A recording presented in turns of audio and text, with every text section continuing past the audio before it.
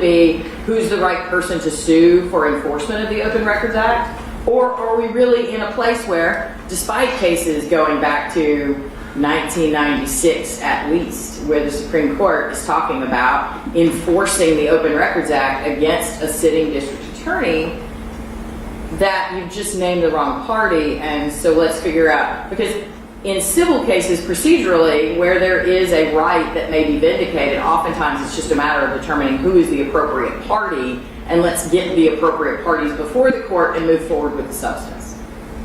Yeah, and I think frankly, I think we've appropriately named the office as the defendant, because that would be an official capacity claim against her, against the DA herself. Right, well, I mean, I don't want to be overly limited here, but I mean, I have said that I don't agree that Myers has applicability here in terms of the general proposition that such an entity has to exist in order to be sued. But let's not completely dismiss the county's point that the Fulton County District Attorney's Office is not a formal entity. It's not a municipal body. It's not an incorporated entity. It's just a name that we've given. I mean, if you were to sue a lot of the entities that are subject to the Open Records Act for some other violation, it would be, you'd be suing the sheriff or the DA or, you know, the governor, right? I mean, that's how we do things in terms of suing for relief within the purview of those named elected officials. Right, and we certainly can amend the complaint to add the district attorney individually and in her official capacity. If that solves the issue, then we're happy to do that. If this really is just a nomenclature issue, we just have the wrong party name, then we can save everybody a lot of time and just get to the heart of the matter and get the right people on the complaint. The thinking though was that an individual capacity claim would fail on its face because we didn't have any direct knowledge that Ms. Willis herself had responded to these requests, or that she had any input in responding to these requests. So we didn't have a factual basis to believe she somehow individually had participated. So that would limit us to the official capacity claim, which frankly I thought we had done by naming the entity. I also do want to point the court to some statutes that I think shed light on whether the General Assembly believes that the district attorney's office is capable of being sued. It refers to the office in several different statutes. I'll just list them. I don't necessarily need to belabor the point by reading all of the statutes, but there are a number of statutes that the General Assembly has specifically referenced the office of the district attorney.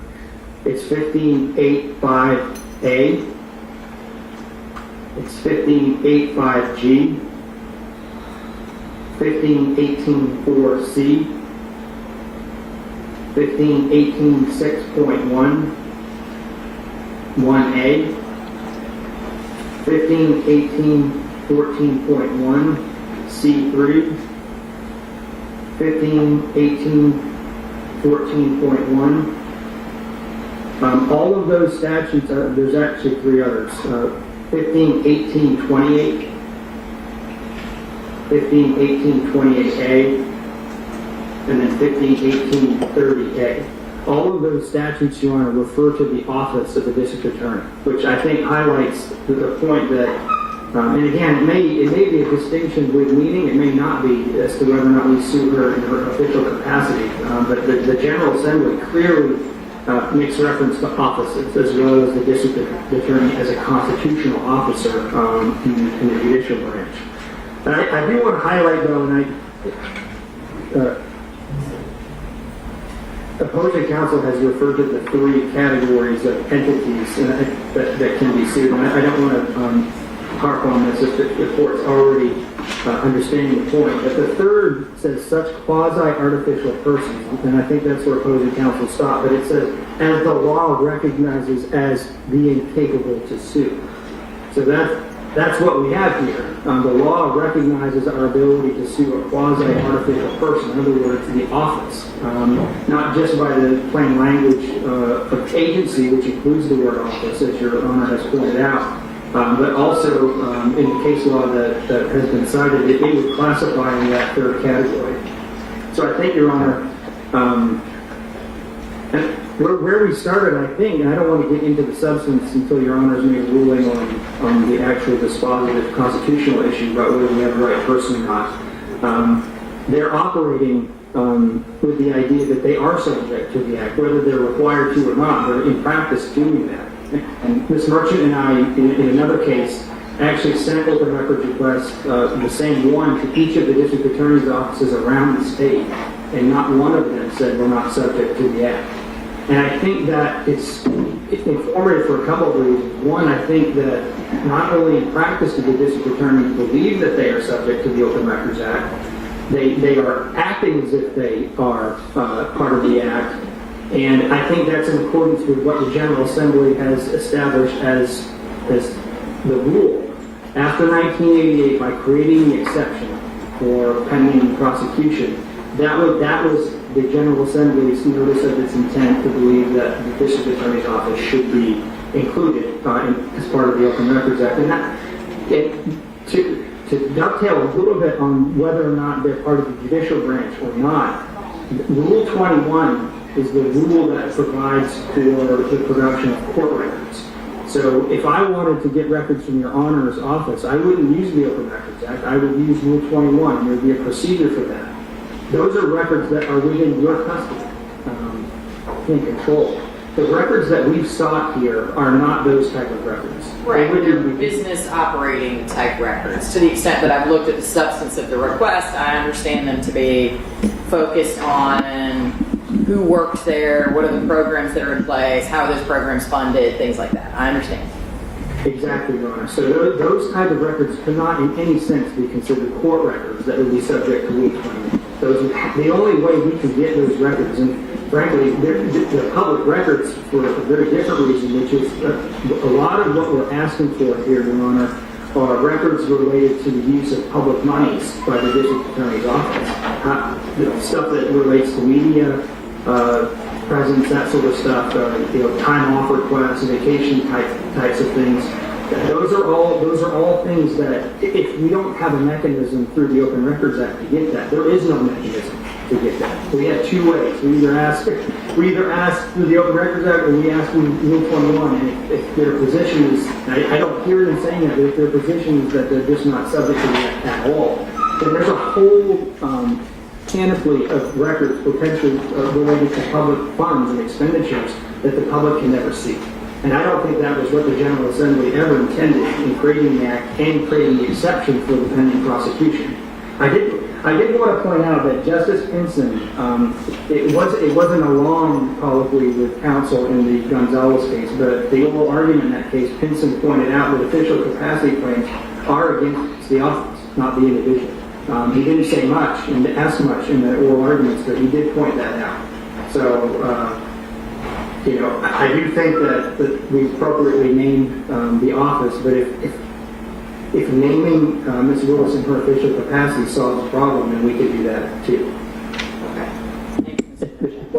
If the court has any other questions, I'm happy to address them. No, I think you've addressed my concerns. Ms. Monroe, it is your motion, and so I'm going to give you the last word.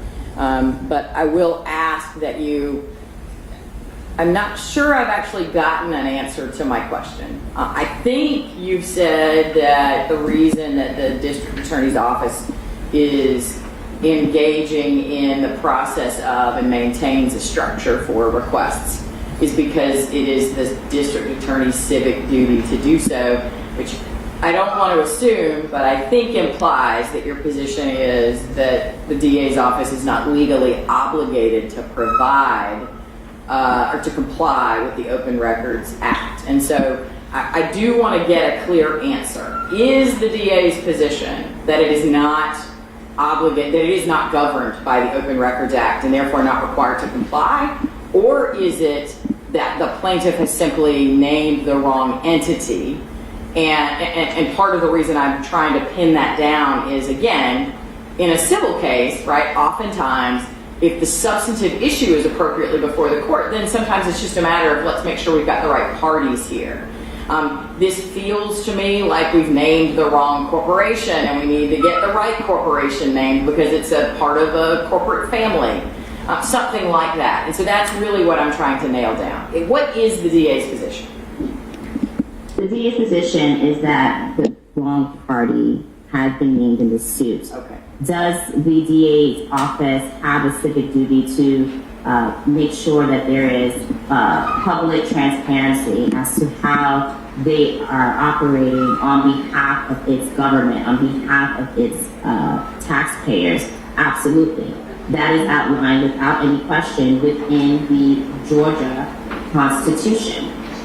Whether or not they are now subject to suit under the Open Records Act is what lies with the Georgia Supreme Court.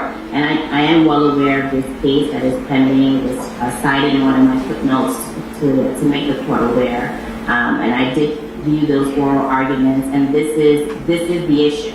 And so as far as liability, I think that is the bigger umbrella, which we will get to. However, we're just not quite there because, again, we have the wrong defendant. Okay. Thank you, Ms. Monroe. Anything else you want to say in closing? Because again, it's your motion, so you get the last word. I just want to say that, from the onset of this case, we have tried to contact opposing counsel and trying to see if we can, avoid litigating this matter. It was evident based on the case law, based on Georgia Constitution, based on statutes, Georgia Code, that this was an improper suit brought against the District Attorney's Office. And they proceeded, which leads us to the next conclusion that this was merely to pursue the abuse of litigation, merely to pursue the harassment of the District Attorney's Office, and to further fish through business records that have already been provided. Now, I know the court doesn't want to get into the details or the merits of the open record request itself, but when we do get to that juncture, that would further reveal why we're actually here. If it was about open records, we would welcome that conversation. We tried to welcome that conversation prior to even coming here, Your Honor. However, that was not something that we were able to do. So just some context for the court in making this decision today. Understood, Ms. Monroe. Okay, so the main reason I was trying to sort of nail down that issue is I think that there is clearly an open question about the nature of the relief that the court might afford to the plaintiffs in this case, depending on the outcome of this larger issue in terms of the enforcement of the Open Records Act. But as an initial matter, to procedurally place this case appropriately, like I said, the plaintiff did try to amend the complaint to name a different party. I understand the Fulton County District Attorney's point that, the Fulton County writ large is not the custodian of the records that are sought by the plaintiffs in this case, but it does indicate that perhaps there might be a more appropriate agency, even if it's by addition rather than substitution. And so what I think I might do from a procedural perspective, I don't want to delay things unnecessarily, but I also don't want to get into the time and effort required to go through each of these requests and determine if they were responded to, if responsive documents exist, if they were perhaps documents that the DA's office would have been required to create. I mean, there are all sorts of substance that we'll have to get into if this is an appropriately postured suit that is capable of being urged against some entity that is the Fulton County District Attorney's Office in whatever way it's named. So here's what I'm going to do. I am going to invite the plaintiffs. I'm not going to deny or grant the motion to dismiss at this point. Because I think there is an open question as to whether the Fulton County District Attorney's Office is the entity that would be the representative of the office.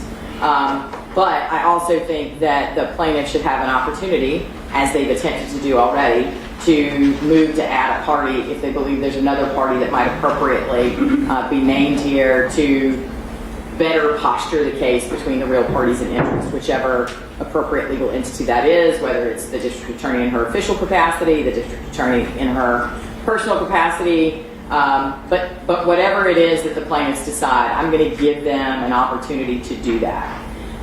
Giving them that opportunity will then give the county, the Fulton County District Attorney's Office, or whomever is named, the opportunity to move on that issue as well, and then it gives all of us the benefit of perhaps a ruling from the Supreme Court to answer some of the underlying substantive questions to determine if the right party is named, do we then need to get into the granular? And so what I think I'm inclined to do is to grant 20 days from now for the plaintiffs to amend their complaint or move to add a party in whatever way they choose, to see if there is an entity or party that they might add that will be a more appropriate party procedurally. And then once they add that, I'm going to shorten it slightly to 20 days instead of the full 30 days for the county to file whatever motion to dismiss it chooses, whatever motion practice it might choose to file. And then, obviously, the plaintiffs would have an opportunity to respond to the motion to dismiss, and then perhaps at the 60 days from now, 70 days from now mark, we might be in a better position to know, to have some guidance from the Supreme Court on at least part of the issues here in terms of who is the appropriate party. Thoughts, concerns, questions about proceeding in that manner? Ms. Monroe? That's perfectly fine with me, Your Honor. Okay. Mr. Merchant? We're in agreement, Your Honor. Thank you. Okay. So we will enter an order that indicates that the plaintiff has 20 days from today. I'm not looking at a calendar. I'm going to make it a weekday, so it'll be a specific date. That it'll say you have until X date to file whatever additional motion to add party or motion to amend. It will be a specific date, roughly 20 days after that the county will have to file whatever motion it feels is appropriate.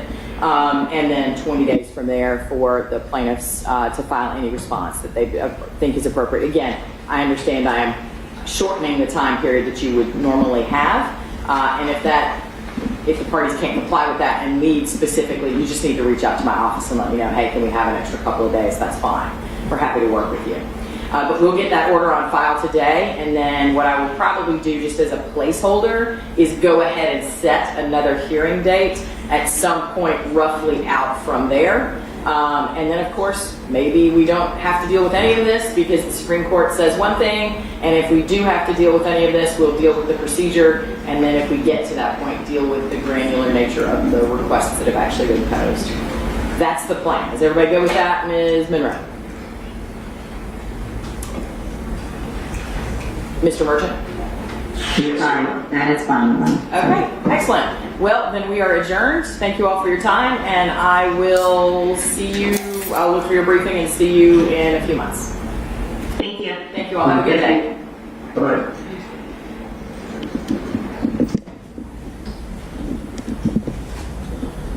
Okay, so now if we all want to rearrange, I have a bond hearing now. And so I know I have DAs here, probably defense attorneys as well. Y'all want to go ahead and come up and get situated at defense counsel's table?